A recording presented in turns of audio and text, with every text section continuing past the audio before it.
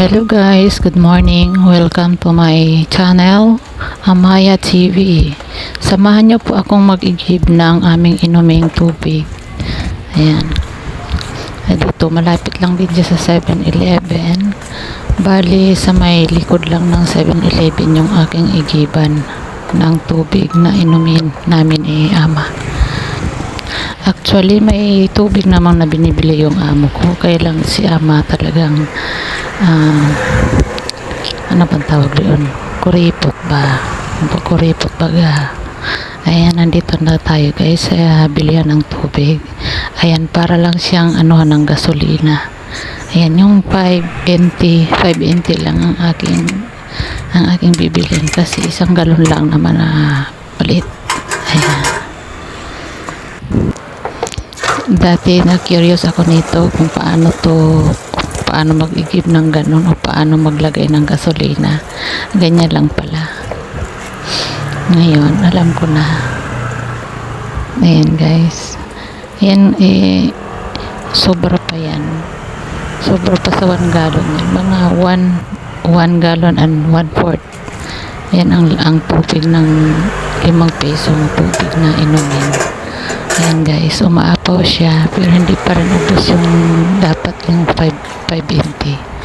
Ayan guys, dadaan muna ako sa 7-Eleven. Bibili ako ng aking pang-almusal na gatas. Ayan, dadaan ako dito sa may gilid, sa may kaliwa. Paikot ako doon sa likudan.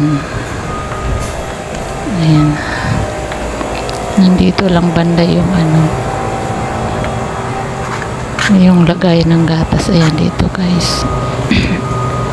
Ayan, bali ang pipiliin kong gatas ay yung lupat.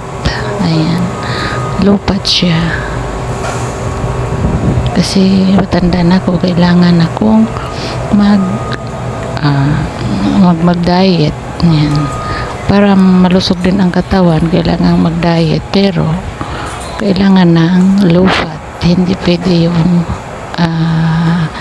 ang tawag dito, yung high calories, hindi pwede. Ayan, pipila muna ako dito sa cashier.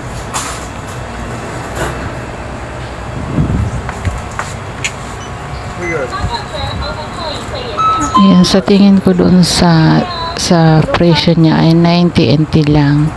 Yung sinabi ng cashier ipay kway silijo. Sabi ko, ibig sabihin pareho lang siya doon sa high calories, yung fresh milk. Parehas lang ang presyo pala niya kasi nakalagay siya kasi doon sa nakapila doon sa 90 NT lang. Kala ko 90 lang siya, yung pala 179 NT pala siya. Okay lang, kompleto naman yung dala kong pera. Hindi na ako babalik. Yan guys, pauwi na ako.